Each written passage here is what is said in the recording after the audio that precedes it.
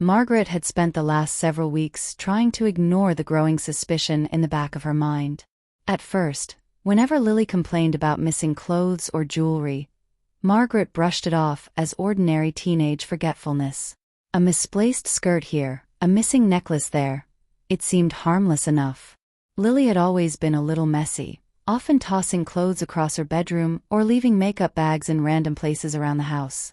But eventually, the disappearances became impossible to dismiss. Sweaters vanished from neatly folded drawers. Lipsticks disappeared from bathroom cabinets. Earrings went missing one after another.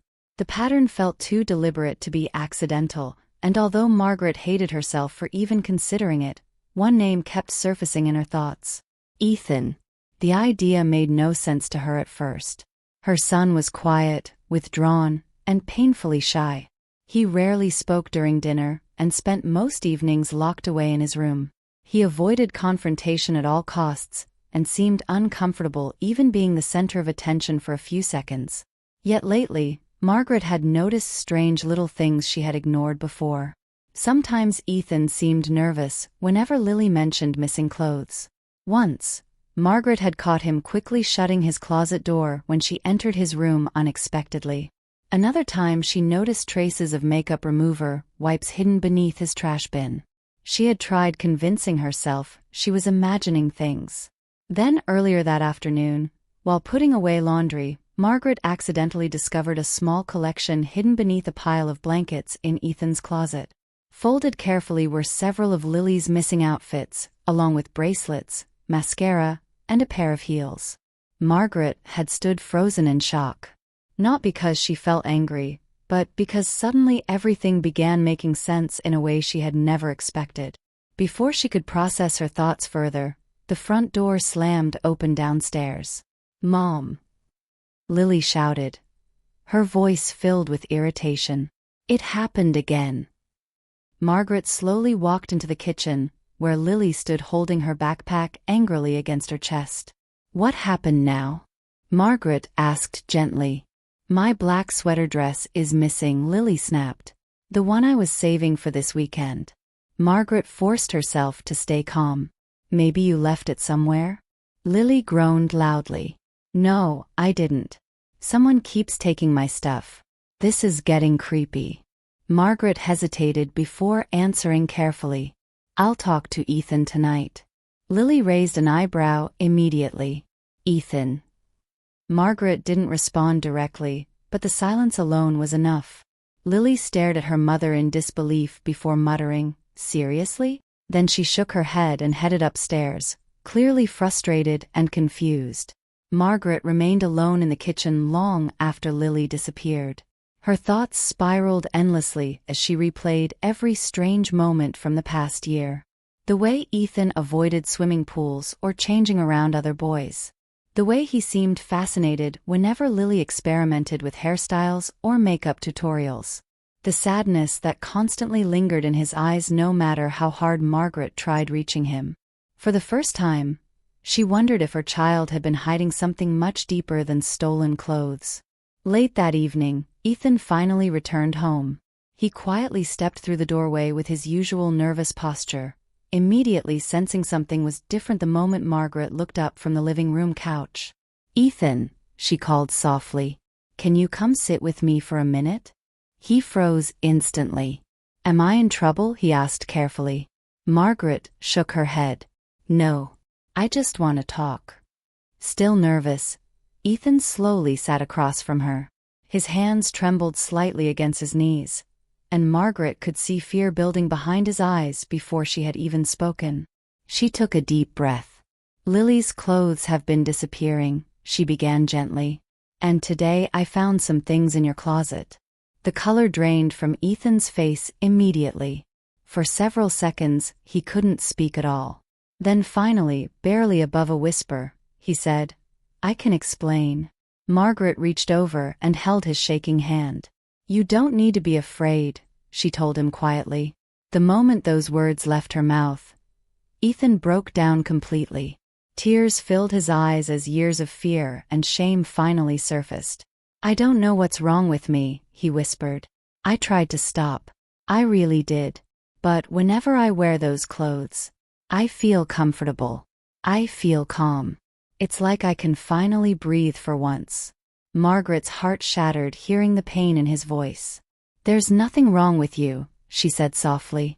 Ethan looked up at her in disbelief. What? There's nothing wrong with you, she repeated gently. Not at all. Tears streamed down his face faster now. But this time they weren't only from fear. They were mixed with confusion, relief, and disbelief. For years he had expected rejection if anyone ever discovered his secret. He had prepared himself for anger, disappointment, even disgust. Instead, his mother was holding his hand.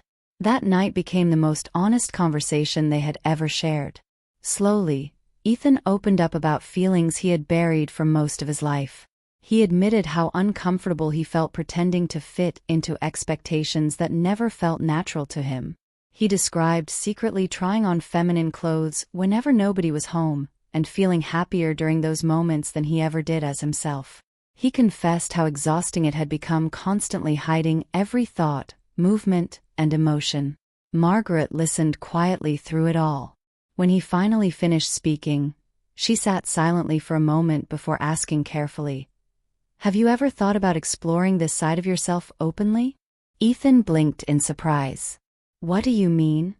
Margaret smiled gently. "Maybe this summer could be a chance for you to figure out who you really are. No pressure. No expectations. Just freedom to explore what makes you happy." He stared at her speechlessly. "You mean, dress like a girl?" he asked nervously. "If that's what feels right to you," she answered.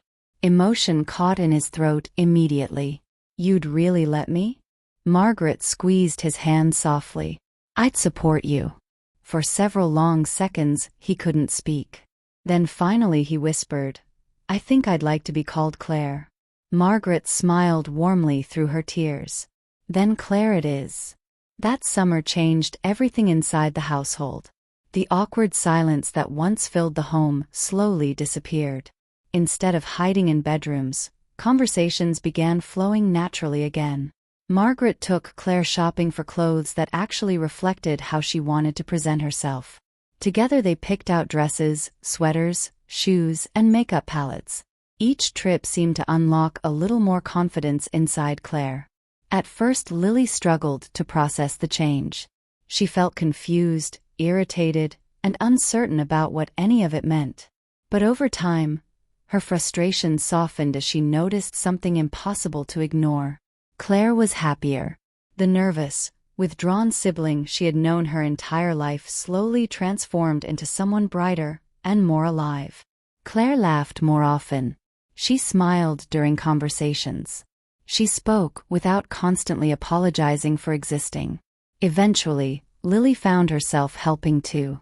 She showed Claire how to style her hair, apply eyeliner evenly, and care for her skin properly. The sisters spent evenings experimenting with outfits while laughing uncontrollably over failed makeup attempts and crooked mascara lines. For the first time in years, the house felt warm again. One evening, Lily burst into Claire's room holding several bracelets and hair clips excitedly. "There's a dance downtown tonight," she announced. "And you're coming with me." Claire immediately looked terrified. "What if people recognize me?" Lily rolled her eyes dramatically. "Then they recognize you. Who cares?" Claire bit her lip nervously. "I don't know if I can." "You can," Lily insisted. "And honestly, you deserve one fun night." After nearly an hour of convincing, Claire finally agreed. The sisters spent the entire evening getting ready together. They curled each other's hair, tested lipstick shades, swapped accessories, and laughed non-stop while music played through the bedroom speakers. By the time they finally arrived at the crowded dance hall downtown, Claire's anxiety was almost overwhelming. But something unexpected happened. Nobody stared. Nobody pointed. Nobody questioned her existence. Under flashing lights and loud music, Claire slowly relaxed for the first time all night. She danced without fear. She laughed openly. She smiled brighter than Margaret had ever seen before.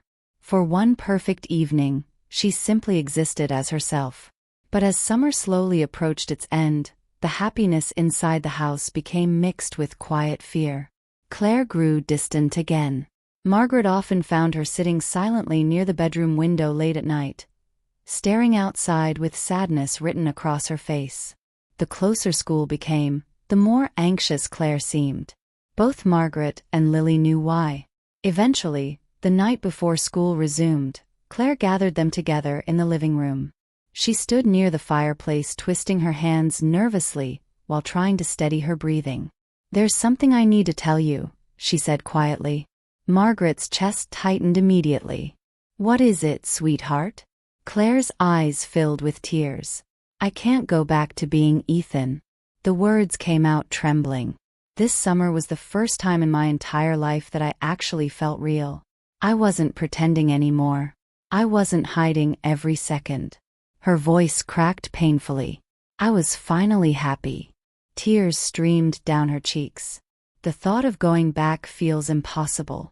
Margaret immediately pulled her into a tight embrace, while Lily wrapped her arms around both of them. "You never have to hide who you are," Margaret whispered softly. Lily smiled through tears of her own. "Sorry, Claire. You're officially my sister now. No refunds." Claire laughed shakily while covering her face. "You're really okay with this?" Margaret gently lifted her chin. "More than okay," she said. "I'm proud of you for being honest about yourself." Then her expression softened thoughtfully. "But this is important, and I want us to handle it carefully. We should talk to people who understand this better and can help guide us through everything." Claire nodded immediately. "I'd like that." The very next morning, Margaret began researching support groups, therapists, and gender specialists. She spent hours reading medical articles and personal stories online, determined to understand what Claire was experiencing rather than relying on fear or assumptions. A week later, she finally arranged an appointment at a gender clinic in the city. The days leading up to the visit felt endless. Claire alternated between nervous excitement and overwhelming fear, while Margaret quietly reassured her through every doubt. Lily, meanwhile, tried keeping everyone distracted with jokes and movie nights whenever tension became too heavy. When appointment day finally arrived, the three of them drove into the city together. The clinic surprised them immediately. Instead of feeling cold or intimidating, the space felt warm and welcoming. Bright artwork decorated the walls, and posters about support, identity, and mental health filled the waiting room with color. A kind physician named Dr. Alvarez greeted them with a gentle smile. "You must be Claire," she said warmly. "And your family. I'm glad you came together." Inside the office, Claire sat stiffly at first, her hands trembling nervously in her lap. But with Margaret and Lily beside her, she slowly found the courage to speak honestly. She described years of discomfort, pretending to be someone she never truly felt like. She talked about the fear of rejection, the loneliness, and the overwhelming relief she experienced during the summer, while finally living openly as Claire. Dr. Alvarez listened patiently, without interrupting once. When Claire finally finished speaking, emotionally exhausted, the doctor smiled reassuringly. "Thank you for trusting me with that," she said gently. "It sounds like you've spent a very long time trying to understand yourself." The conversation continued carefully and thoughtfully. Dr. Alvarez explained possible next steps, including therapy, emotional support systems, social transition, and medical options that might eventually become available if Claire chose to pursue them in the future. Most importantly, she reminded Claire that there was no rush to have every answer immediately.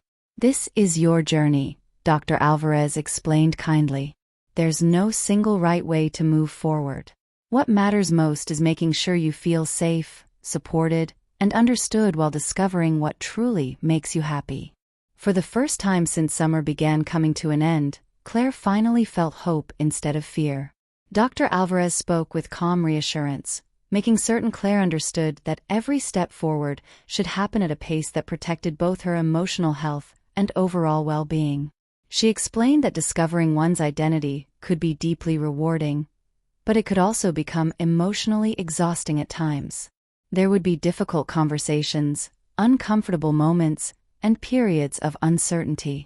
What mattered most, she emphasized, was patience, guidance, and having people nearby who truly cared. "This journey can feel overwhelming sometimes," Dr. Alvarez admitted gently, folding her hands across the desk, "but having family members who genuinely support you can make an enormous difference." Margaret immediately tightened her grip around Claire's hand. "We're not going anywhere," she said firmly. Claire lowered her eyes for a second, visibly emotional. For so many years she had carried the terrifying belief that if anyone discovered the truth about her, she would lose everything. Yet now, sitting inside that quiet office, she realized she wasn't alone anymore. By the time they left the clinic carrying folders full of information, brochures, and appointment schedules, something about Claire seemed different. Her shoulders looked less tense. Her posture felt lighter somehow, as though years of fear had finally loosened their hold on her. The moment they climbed into the car, Lily spun around dramatically from the front seat. "Okay," she announced excitedly, "first priority, school clothes. My sister is absolutely not showing up looking boring." Claire groaned instantly. "I am begging you not to turn me into a human glitter bomb." Lily smirked mischievously. "No promises." Margaret laughed quietly while starting the engine. Listening to her daughters teasing each other in the back seat filled her with a kind of peace she hadn't felt in years. Only months earlier, their household had been overwhelmed with silence, confusion, and tension. Now, despite the uncertainty still ahead of them, the atmosphere inside the family felt warmer. More honest. More alive. The months that followed were not always easy. As autumn arrived, Claire officially began hormone therapy under careful medical supervision. Every appointment came with new information, emotional discussions, and moments of nervous anticipation. There were forms to complete, legal paperwork regarding name changes, and long meetings with school administrators about pronouns, records, and accommodations. Some teachers adapted immediately and treated Claire with effortless kindness. Others stumbled awkwardly, unsure what to say or afraid of making mistakes. A few students whispered behind her back in hallways or exchanged cruel comments when they thought adults weren't listening. But Claire endured all of it with surprising resilience. Every challenge she faced seemed to strengthen her instead of breaking her down. The girl who once avoided eye contact now spoke with growing confidence. She no longer apologized for taking up space. She smiled more openly, laughed more naturally, and slowly stopped shrinking herself to make others comfortable. Watching that transformation filled Margaret with fierce pride. For the first time in years, her child no longer looked lost. Meanwhile, Lily unknowingly became Claire's fiercest protector. Whenever whispers spread through school corridors, Lily's sharp glare alone was often enough to silence people immediately. Before long, she had gathered a loyal group of friends around Claire, creating a small circle where she felt accepted completely. What had once been a distant sibling relationship transformed into something unbreakable. As the leaves turned amber and gold across town, Claire seemed to blossom alongside the changing season. Confidence softened every movement she made. She carried herself differently now, no longer weighed down by constant fear. That same autumn, Claire surprised everyone by auditioning for the school theater program almost on impulse. To her complete shock, she landed one of the lead roles. Margaret still remembered opening night vividly. The auditorium buzzed with excited chatter, while parents filled the crowded rows. Margaret sat nervously in her seat, clutching the program booklet tightly in her hands. Then the curtains opened. The moment Claire stepped onto the brightly lit stage, Margaret nearly burst into tears. She looked radiant beneath the spotlight. Graceful, confident, alive. For years, her child had hidden from attention whenever possible. Now she stood before an entire audience with poise and charm, captivating everyone in the room. Every line she delivered carried confidence Margaret never imagined possible. By the final applause, tears were already slipping quietly down Margaret's cheeks. Lily leaned over proudly and whispered, "Told you she'd crush it." Winter eventually arrived, bringing a different set of challenges. Holiday gatherings suddenly became complicated territory, filled with uncomfortable questions and tense conversations. Some relatives embraced Claire immediately without hesitation. Others struggled awkwardly, stumbling over names and pronouns or avoiding the topic entirely. A few family members clearly didn't understand at all. Still, no matter how uncomfortable things became, Margaret refused to let Claire face those moments alone. Whenever conversations turned tense, either Margaret or Lily immediately stepped in beside her. They became a team in every sense of the word. On Christmas Eve, after dinner plates had been cleared and soft lights glowed across the decorated tree, Claire approached Margaret nervously carrying a tiny wrapped box. "I got you something," she said quietly. Margaret blinked in surprise. "You didn't need to buy me anything." Claire shrugged shyly. "I wanted to." Margaret carefully unwrapped the small package and opened the delicate silver locket inside. The moment she saw the photograph tucked within it, emotion hit her instantly. It was a picture from the beach during the summer that had changed everything. The three of them laughing together under the sunlight, completely carefree. Claire smiled softly. "Turn it over,"